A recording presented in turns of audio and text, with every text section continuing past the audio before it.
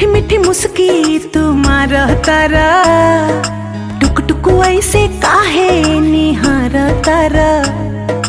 देखतनी मीठी मीठी मुस्की तुम्हारा तारा, टुक टुक ऐसे काहे निहार तारा।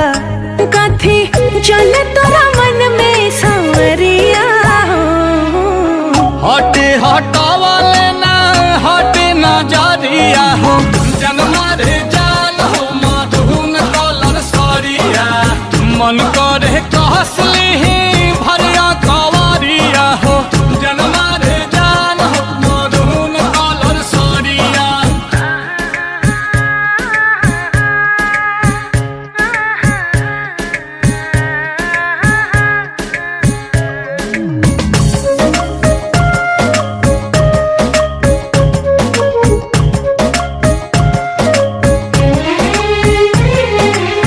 बिजली टूठा हो तारू दिलवा प हमारा हो, अपन डोलाई के कमरिया। हवने ना तोहर लुटेरा, निरखेला कमर के घेरा। उठे अजब गजब के नासा, जनी ऐसे मतिया फेरा। सच हाँ के करेला मस्करिया हो, लागल बा फालती को लहरे झलरिया हो, जनमा रे जान हो मधुन कलर सरिया। मन करे कसली भरिया कवरिया हो, जनमा रे जान हो मधुन कलर सरिया।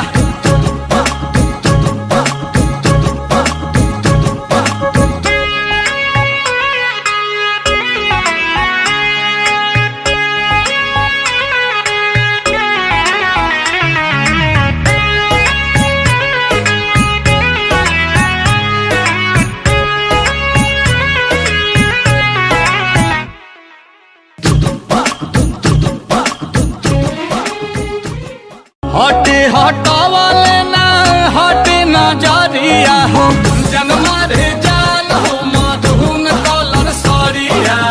मन करे कहसली भरिया कवरिया हो। एक फूल खिली थी मेरी बागों में, जाने अब कहाँ खो गई।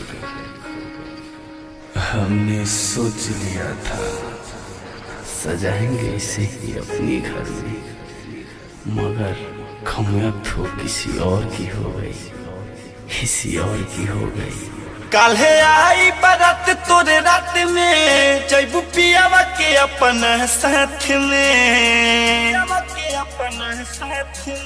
काल्हे आई बारात तोरे रात में, जैबू पियावा के अपन साथ में। मेहदी दोसरा के नहन के लगैबू, मोरा जिंदगी में अगिया लगा के, जिंदगी में अगिया लगा के।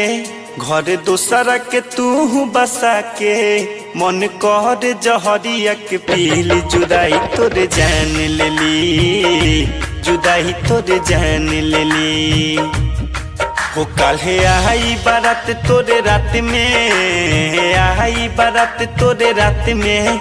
जैबू पियावा के अपना साथ में, मन कहर जहरिया के पीली। जुदाई तोरे जान लेली, जुदाई तोरे जान लेली, जुदाई तोरे जान लेली, जुदाई तोरे जान लेली।